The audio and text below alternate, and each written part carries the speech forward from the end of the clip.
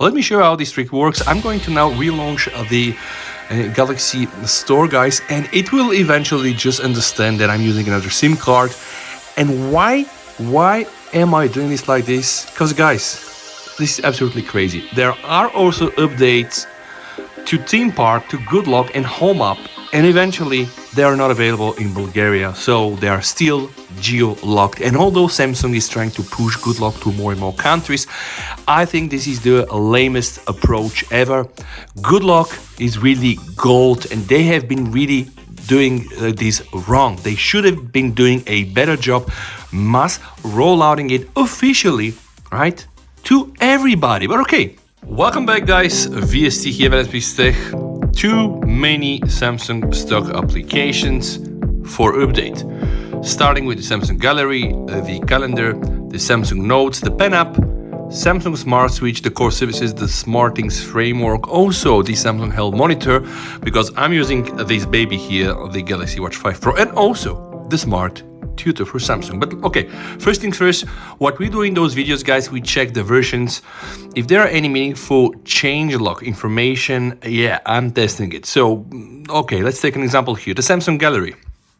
A new version has been released. The version is 14.1042 from the 12th of April, 33 megabytes. And the only information we get against this is bug fixes. So, all right, I mean, how do we test bug fixes? Unless, of course, there are some major critical bugs, right? Yeah, you get my point. So I'm updating the Samsung Gallery. Samsung Calendar, guys, wow.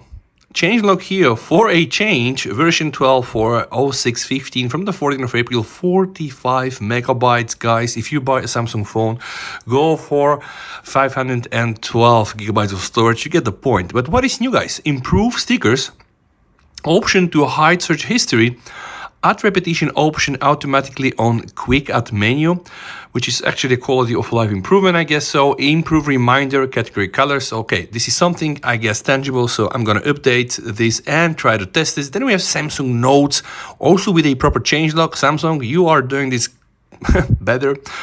40724 from the 17th of April with a whooping size of 85 megabytes. Supports shared note feature, and also some bugs are fixed. Okay, I think that's good. Then we have the Pen app. Pen app is the tool where you can use, apparently, guys, in the S23 Ultras, there is apparently a pen. Somebody using this pen, yeah, because I'm not so often with the pen, but you know, I like it when I do use it. What's new? Added canvas rotate, lasso and line and shape, auto adjust features. Okay, this is something handy really. Improved the picture import feature and also fix some bugs, so definitely worth updating that one. And the next one that we have is the Samsung Smart Switch Mobile. So in case you are trying to get rid of your iPhone and you get a new Galaxy phone, you probably will have to use the Samsung Smart Switch. Okay, what is the version here, guys? 374212 from the 18th of April again, 30-something megabytes, and no proper changelog. Oh, I was also offered the option to install it on the Watch 2. No, thank you so much. Then we have the Samsung Core Services with the following updates, minor bug fixes and app stability and reliability improvement. This is probably like the best changelog ever. You absolutely don't get any information on what's been fixed, but I mean, it's more reliable, more stable. Version is 210036 from the 7th, 105 megabytes, killing my feelings. SmartThings framework. All right, when your Galaxy settings are changed to suit your situation in modes and routines, your smart home devices can be also changed to suit your situation. When sleep mode starts on your Galaxy, the lights can be dimmed and lights can be closed. And also they added a new device in the phone app, which is the projector. So version is 20103 from the 11th of April, only 20 megabytes. So this application is, like I used to say, for the rich people, because who else is having like automatic blinds, right? Not me. Then we have Samsung Health Monitor, okay, which is a very good application. A version is 113002, 87 megabytes. I'm definitely installing that one.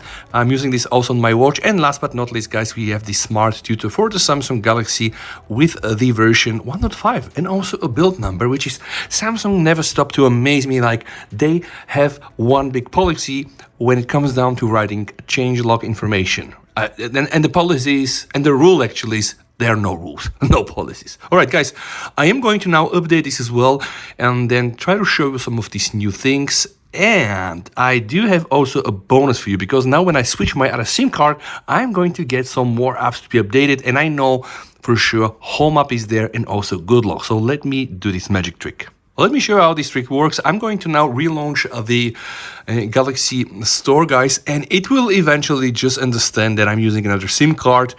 And why am I doing this like this? Because, guys, this is absolutely crazy. There are also updates to Theme Park, to Good Lock and Home App, and eventually they are not available in Bulgaria, so they are still geo-locked. And although Samsung is trying to push Good Lock to more and more countries, I think this is the lamest approach ever. Good Lock is really gold, and they have been really doing this wrong. They should have been doing a better job, mass rollouting it officially, right, to everybody. But okay, what is new here, guys? Apparently there is also a new version of Good Lock, which is the manager now. The version is 22458. Again, bug fixes and UI improvement, Chinese translation update. So most probably, like, Chinese people are finally getting Good Lock, and update batch logic improvement. Version is from the 7th of April, only 11 megabytes. What is also more interesting is that we have an update of Home App, probably one of the best modules there. So Home App, now with the version of 14.00.29. Again, some bugs are fixed. The change to folder grid after rebooting, and fix the grid setting back on the cover screen on the Fold devices. Again, Fold devices like phones for rich people, and fix some errors. This version here is from the end of March, 14.00.29, 22 megabytes. And last but not least, guys, we also have Theme Park, the best model there, to customize icons, bars, wallpapers, create your own custom themes. It's all there. Version 1.0955, fixed layout broken issue of quick panel preview. And this here, guys, take a look. Quality none, like square, like, what is it like? It's not square icon, it's square icon size adjust. So if you're using square icons, yeah, in this version you can adjust them. And of course, other bug fixes and usability improvements. Let's see how much storage, guys. How much storage we need to pay. 1.00955 is the version from the 4th of April, only 14 megabytes. And with that said, guys, everything now on my phone is up to date, and I'm gonna start a calendar to show you some of the new things. All right, this is the latest calendar version. I will directly go to the search menu, guys, and in the previous version you didn't have this option there, so now apparently you have the option to search settings and show the recent searches, right? So let's say if I am to search for Good Friday, it's going to appear there, right? So then I can go here and I can click, and I can just not show any of those. Like if I click here, boom, no recent searches. Now if I go and enable this back, I should be able to see the recent searches in the form of a tag, and also trying to hide them if I need to do so, which is actually quite nice.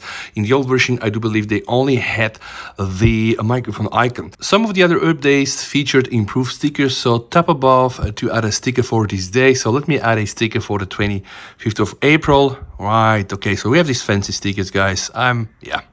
Actually, that's not bad, because you can pick some things. Let's say your kid will have to go to art school, or let's say on the next day you will have to visit the doctor, and bring your monkey or your dog to the doctor. So apparently these things are nice. This visual representation is not bad. Improved stickers. So yeah, this is kind of like everything we have inside all the categories. If you click from here, guys, you should be able to add many other things. Yeah, apparently just download them. You can just see there are many free things. I am personally a big fan of using the standard emoji icons, and there's so many, by the way, so the options really are unlimited, and you can also edit the content to be shown on the screen. So I showed you the improved stickers. I showed you also the option to hide search history. Let's try to check the repetition option on a quick add menu. So I'm gonna go back in the calendar. I'm gonna click here. I assume that's the quick add thing, guys, and then somewhere here we have this repetition, like don't repeat every day, every week, every month. Honestly, I'm using these services directly with Outlook, because work related, and also sometimes Google. But the Samsung calendar is probably the best app for you to use when you own a Samsung phone and don't want to install any third-party applications. So the way I see it, guys, in this latest April update, not a lot of fancy new things, but a lot of bug fixes and improved reliability and stability, and you name it. So I really hope that you like stable videos like this, and if that's the case, guys, hit that bell icon and whatever kind of icon. Like, hit it very stably, guys. Stay safe, VST over, and bye.